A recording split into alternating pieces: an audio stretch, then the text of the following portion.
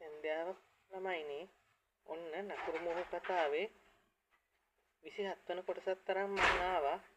මගේ කතාව බලලා ලයික් එකක් කමෙන්ට් එකක් දෙන්න අමතක කරන්න එපා. ඔයාලා හැමෝටම ගොඩක් ස්තුතියි. නකුරුම ඔහු 27 වන කොටස.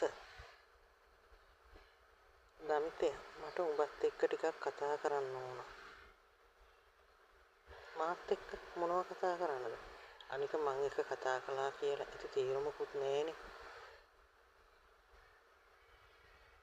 අනේ මේ දමිතේ ඔය ගෑනු කේස් හින්දා අවුරුදු ගාණක් තිබුණු අපේ යාළුකම් අත්හරිනවද උඹ? ෂනල් ඒ කියපු කතාව නිසා දමිතට ෂනල් ගැන අන්තිටම කලකිරුණා. දමිත හිතුවේ මිනිස්සුෙකුට නම් මේ වගේ තිරිසන් කතාවක් කියන්න බැහැයි කියලා. අන්තිම ජරා විදියට ඒ කෙල්ලව රවට්ටලා මුළු මහත් සමාජයක් ඉස්සරහ නින්දා අපහාස කරලා ඒ ඔක්කොම යටපත් වෙන්න බොරුවට ආදරය කියන වචනේ ඉස්සරහට දාලා ඒ කෙල්ලව අසරණ කරනවා.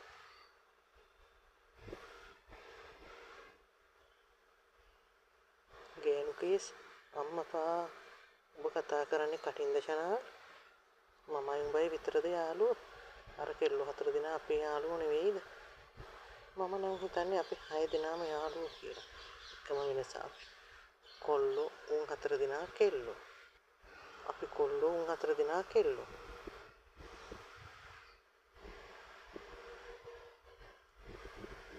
නෑ එහෙම වෙනසක් කියලා නෙවෙයි මං එහෙම කිව්වේ.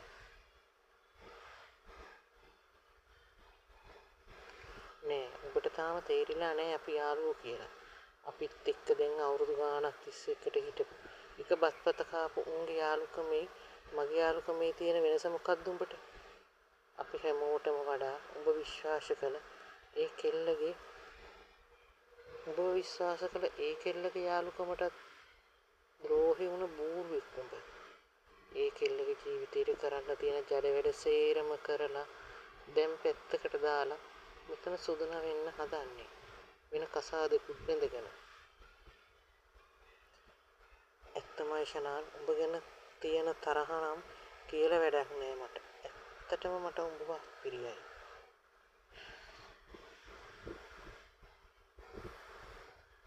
දමිත සද්දෙන් ෂනල්ට කියෙව්වේ හිතේ ආවේගයට.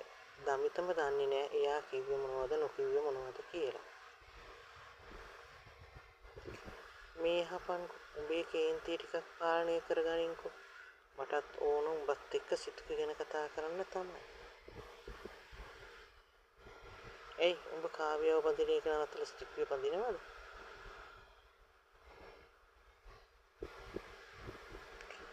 එහෙම නෙවෙයි දමිත. මට කාව්‍යව බඳින්න වෙනවා. ඒක දාගත්තු දිනේට ඒ විදිහටම වෙයි. කිසිදු වෙනසක් නැතුව. ඒකට අපේ ගෙදරින් තියෙන බලපෑම දන්නේ මමනේ.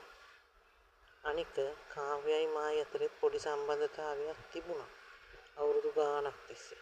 පොඩි කාලේ නොතේරුණකමට පටන් ගත්ත ආදරයක් ඒක. සිතුකේ මුලින්ම දැක්ක දවසේ ඉඳලාම මගේ හිත සිතුකේ ළඟට ඇදිලා ගියේ කාන්දමක් වගේ. කොහොම වුණත් මන් දන්නවා මට කාව්‍යයට වඩා සිතුකේව දැනෙනවා කියලා.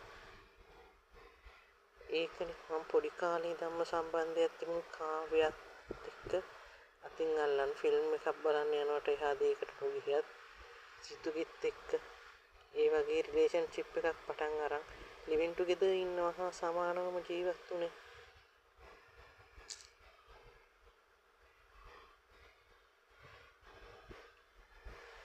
ෂනල් කියන දේවල් දමිත අහන් හිටියේ හරිම අප්පිරියාවෙන්. මිනිහෙක් කැත නැතුව තමන්ගේ බලු වැඩ මෙහෙම සාධාරණීකරණය කරන්නේ කොහොමද කියලා දමිත කල්පනා කළා.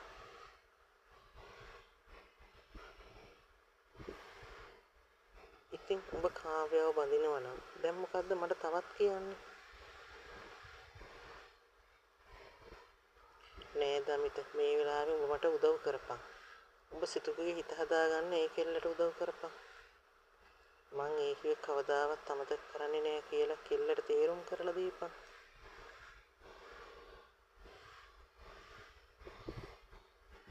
මොකක්? අමු කැවිලාද වෙන ගෑණි එක්ක කසාද බැඳලා ඉන මිනිහෙක් වෙනුවෙන් බලන් ඉන්න කියන්නේ ඊටත් වඩා ඒ කෙල්ල එක කුසූපන් සහෝදරයෙකුට වගේ සලකන මං කොහොමද ඒ අහිංසකයෙන් ඒ වගේ තුප්පහි ඉල්ලීමක් කරන්නේ ඇත්තමයි ෂික් කියමින් දමිත් අසල බිත්තියට වැරෙන් පහරක් ගසා තම කේන්තිය පිට කිරීමට උත්සාහ කළේ ෂනාල්ට පහර දීමට ආ සිතුවිල්ල ක්ෂණිකව යටපත් කරමින්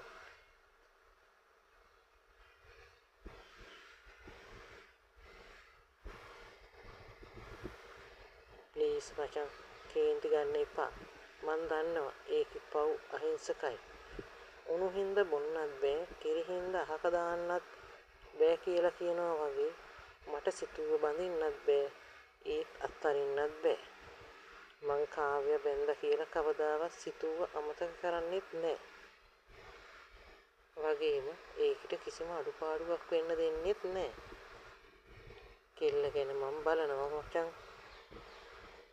මගේ වෙඩින් එක ඉවර වෙලා එනකන් සිතුවගේ හිතේ මං ගැන තියෙන තරහ නිවපන් ඒ හිතේ මං ගැන ඉඩක් හදපන් මං දන්නවා උඹට ඒක සලකන්නේ තමන්ගේම සහෝදරයෙක් විදිහට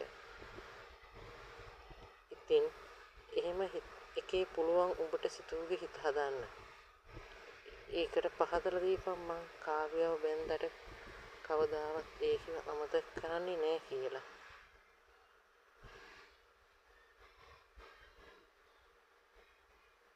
අනේ මේ අර මොකෙද්ද එකෙක් වගේ නැතුව හරි පිරිමියෙක් විදියට කිරින් තීරණයක් ගනි එක ගෑණියෙක් බඳින්නයි තව ගෑණියෙක් තියාගෙන හිට මොනවද මේ උඹගේ දෙපත්තයි වැඩ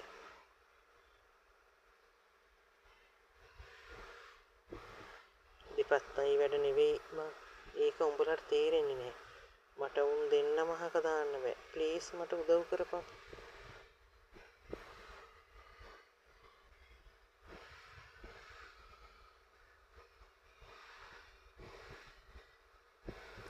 උඹ මගෙන් වඳුරු කුණුහර පහ ගන්න එපා මට නිදිමතයි මම යනවා නිදියන්න උඹ ඕකට මගුලක් කරගන්න හැබැයි පුතෝ උඹට කවදාවත් සිතුවේ ස්පෙයා වීල් එකක් විදිහට යූස් කරන්න හම්බ වෙන්නේ නෑ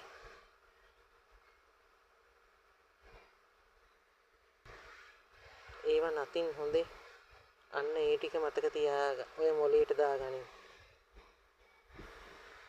තියු දමිත කාමරයට වෙදී දොර වහගත්තේ මේ වගේ මිනිහෙක් එක්ක කතා කරලා කාලය නාස්ති කරන එකත් අපරාධයක් කියලා හිතන හින්දා එකම බෝඩිමේ ගත කළත් මේ දින දෙක පුරාවට ඔවුන් අතර මේ හුවමාරු වුණු කතාබහ හැරුණුකොට වෙන කිසිම කතාවක් ඇති වෙලා තිබුණේ නැහැ. ස්තුතියි.